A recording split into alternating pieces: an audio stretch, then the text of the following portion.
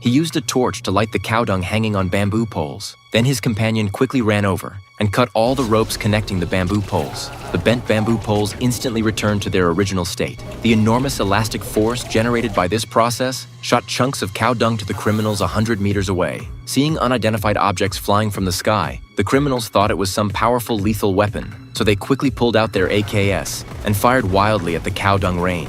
However, when all the cow dung was shattered, there was no expected explosion, but thick smoke rose instead. The foolish criminals didn't know they had fallen into a trap. They had not only used up all their bullets, but were also blocked by the thick smoke. Then the ground began shaking wildly, as if a magnitude 10 earthquake was about to happen. Before they could react, Tribal Chief Jimmy rushed out of the thick smoke with over 100 elephants. Watching the approaching elephant herd, the criminals were so scared they fled for their lives. The few who ran slowly were unlucky. They were either killed by elephant collisions or trampled to death. The rest took the opportunity to run into the forest. However, they shouldn't be happy too early, because there were more traps waiting for them here. Even if they avoided the wooden impacts, they would be stabbed to death by bamboo traps falling from the sky. The criminals without weapons were like lambs waiting to be slaughtered in front of these deadly traps with no ability to fight back. Finally, all traps were activated, and the criminals were eliminated, with very few remaining. But those killed by traps were still lucky. The most miserable was their boss. He was thrown into a pit by Jimmy. Then Jimmy's tribesmen buried him alive with stones. This was the method that made Jimmy feel most relieved,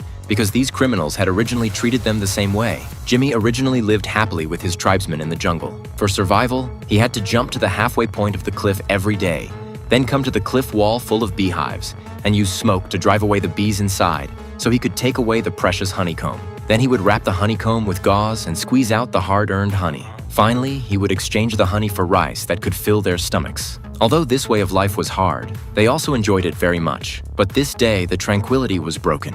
A group of police suddenly broke into the tribe, preparing to forcibly demolish their village and then build buildings.